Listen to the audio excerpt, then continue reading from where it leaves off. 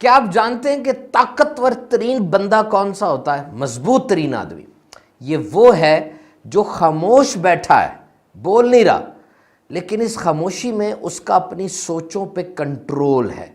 वो एक ख़ास रास्ते पे चल रहा है, भूल-भुलैयों में नहीं है, किसी ख़ास मसले पर सोच रहा है, किसी इशू को अपने दिमाग में सुलझा रहा है।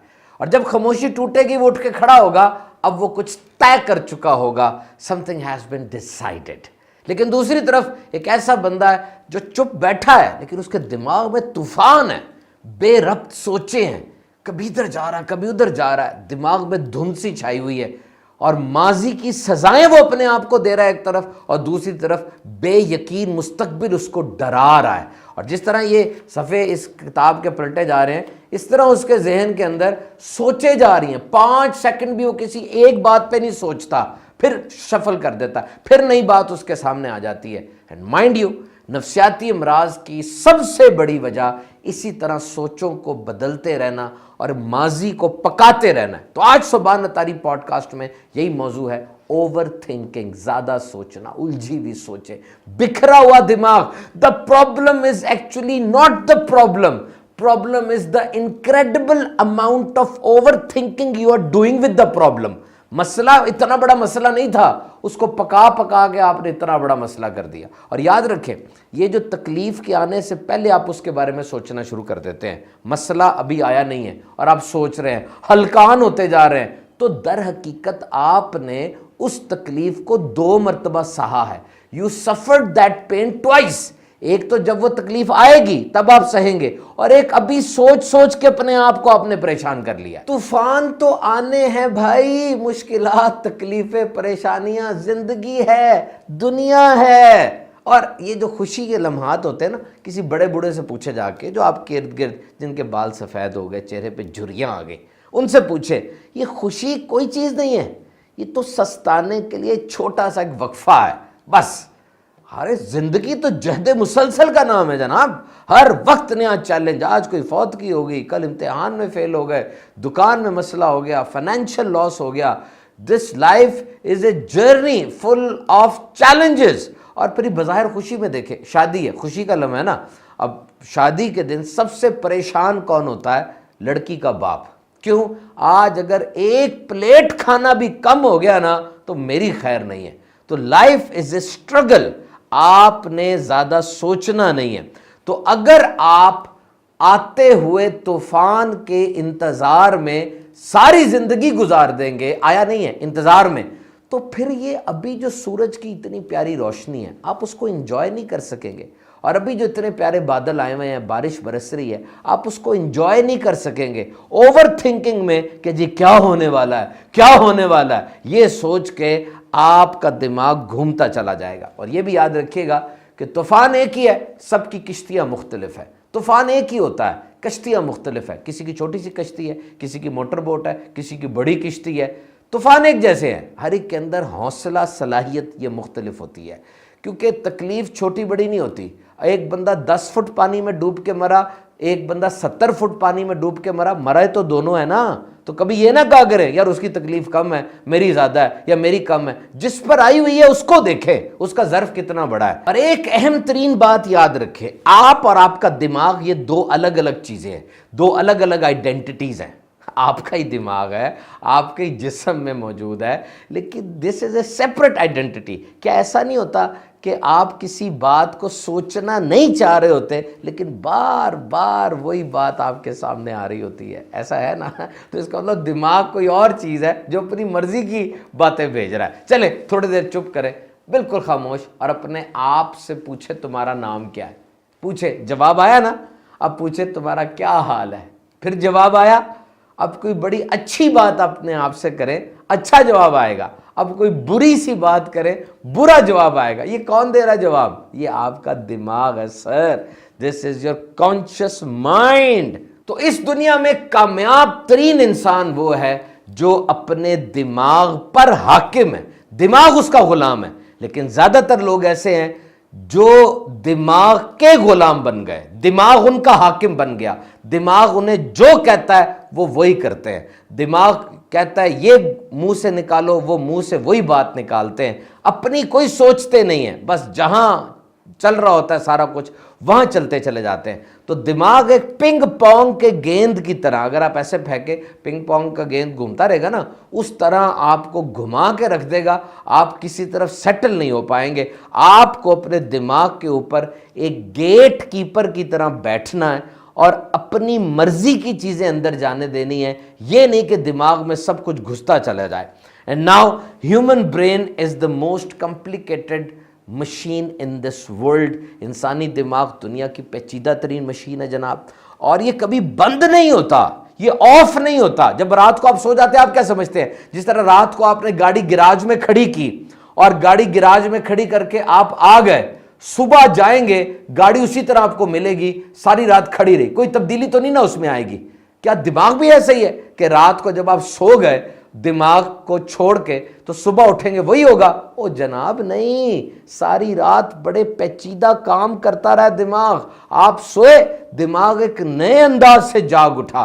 तो रात को जब भी सोया करे ना, अपने दिमाग को कोई जॉब, कोई बात देकर सोया करे, ताकि सुबह तक वो काम करता रहे। देखिए, ये जिंदगी है और यहां एक शिकारी है, उसका नाम है मौत, और आप शिकार हैं, किसी वक्त भी अटैक हो सकता है। तो जनाब, ये बोर होना, ये बहाने बनाना और ये सुस्त बन के पड़े रहना, ये छोड़ दीजिए। फैसला करें, जल्दी फैसला करके उस पर अमल करना शुरू करें। और वसवसों से बचा नहीं जाता ना। ओवर थिंकिंग का मेन इशू वसवसे हैं, ये जो आते रहते हैं। देखिए, मैं यहां बैठा हूं, मेरे साथ 15,000 केवीए की तार जा रही है, बिजली की करंट जा रहा है उसमें, मैं यहां बैठा हूं, तार वहां जा रही है, करंट गुजरता जा रहा है, मुझे क्या।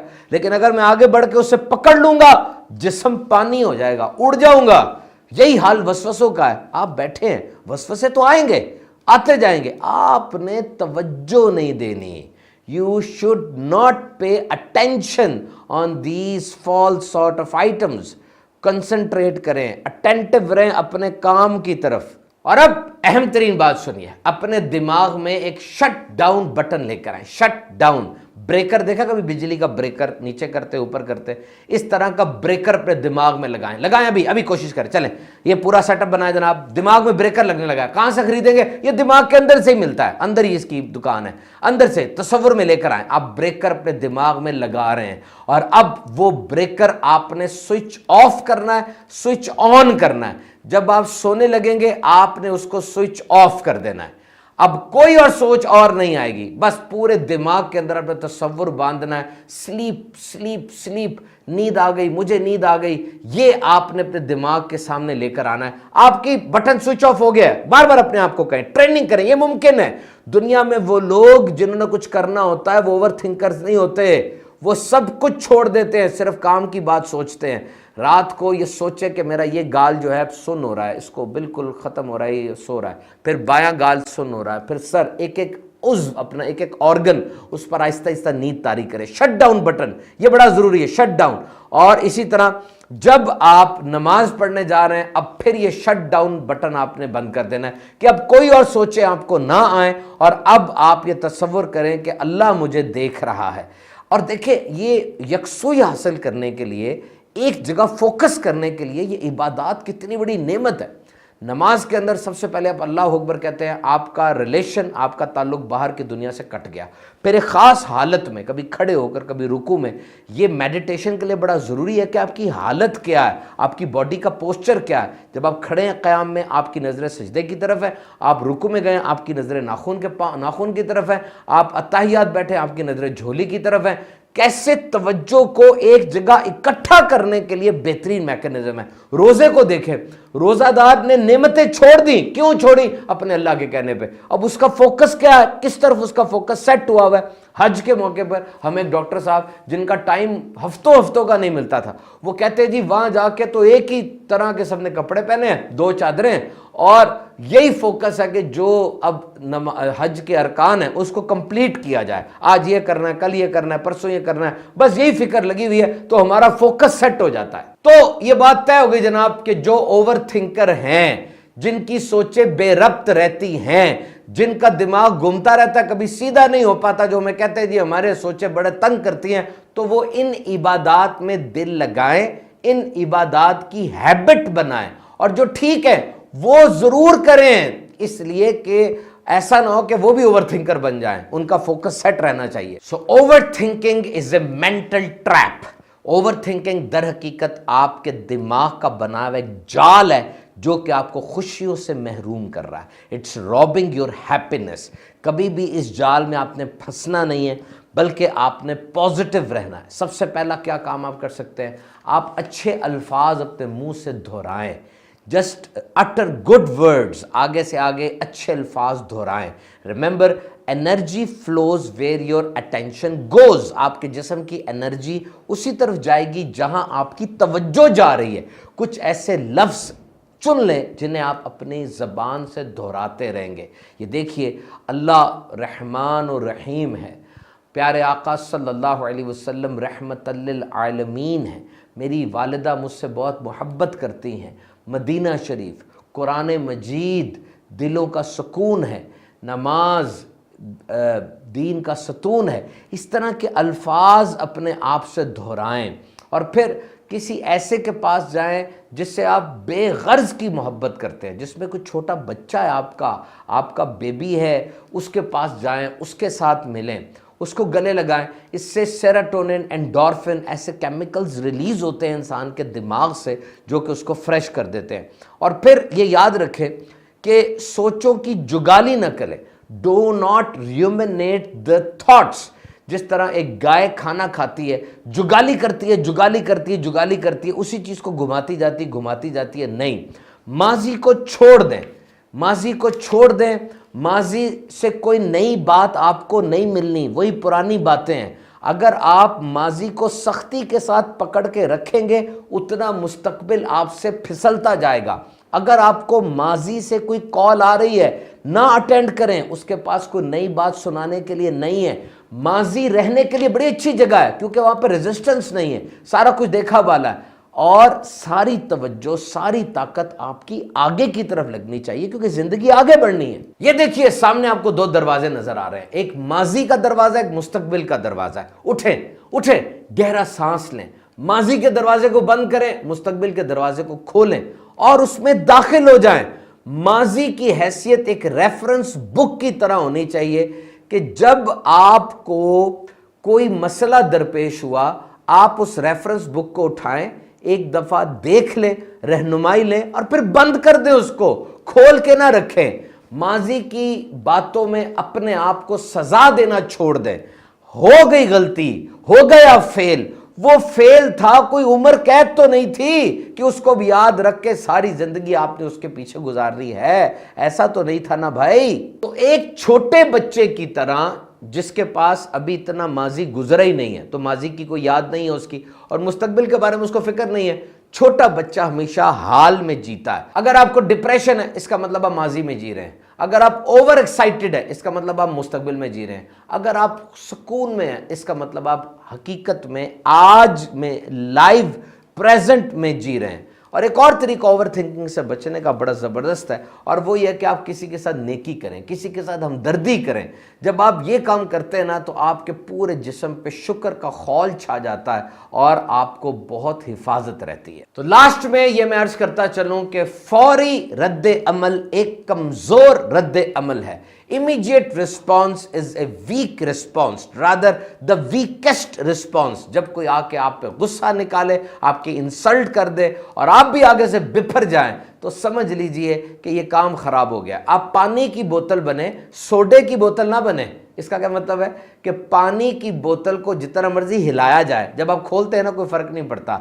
सोडे की बोतल को हिलाते हैं ना, एकदम से तूफान निकलता है। तो आपको भी अगर आपको आके हिलाए, अपनी बातों से सताए, तो ये ना हो कि सोडे की बोतल की तरह आप भी फट पड़े, बल्कि पानी की बोतल की तरह आप में कोई तूफान ना आए।